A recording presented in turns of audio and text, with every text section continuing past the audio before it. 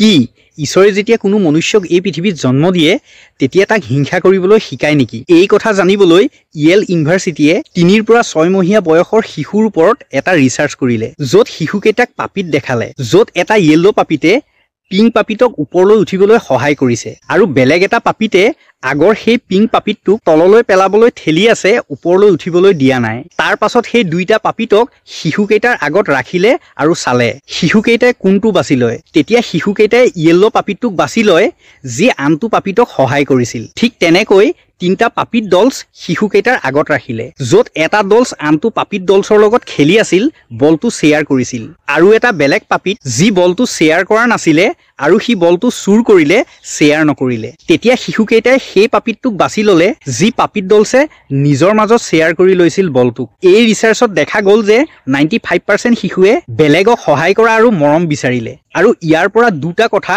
বহুত ভালকৈ স্পষ্ট হৈ যায়, যি প্ৰকৃতিয়ে মনুষ্যক বনালে তেওঁ আমাৰ ভিতৰত হিংসা মানে আনৰ প্ৰতি হিংসাৰ ভাৱ দিয়াই নাই, ইটোৱে সিটোক মৰম কৰা সহায় কৰা শিকাইছে। আৰু ইয়াৰ অৰ্থ এইটো হয়, যদি আপোনাৰ ভিতৰত কোনো প্ৰকাৰৰ হিংসা আছে, কাৰোবাৰ প্ৰতি হিংসা ভাৱ আছে, কোনো সমাজৰ প্ৰতি হিংসা ভাৱ আছে, তেতিয়া ইয়াৰ অৰ্থ হয় হয়তো আপোনাক সৰুতে এইটো শিকোৱা হৈছিলে কাৰোবাক হিংসা কৰিবা। আৰু দ্বিতীয়টো কথা, এইটো ৰিচাৰ্চৰ পৰা স্পষ্ট হৈ যায় যে শিশুকেইটা তাহাঁতৰ প্ৰতি আকৰ্ষিত নহলে, যি ঠগিছিল, যি সহায় কৰা নাছিল। ইয়াৰ অৰ্থ হ'ল আপোনাৰ লগত যদি কোনোবাই অভদ্ৰ ব্যৱহাৰ কৰে, কোনোবাই বেয়া কৰে, কোনোবাই ভুল কৰে, তেতিয়া অট'মেটিকেলি আপুনি তেওঁক বেয়া পাব। আৰু এইটো নেচাৰেল স্বভাৱ হয় মানুহৰ। আৰু এই ভিডিঅ'টো আপোনাৰ ষ্টৰীত লগাই শ্বেয়াৰ নিশ্চয় কৰিব।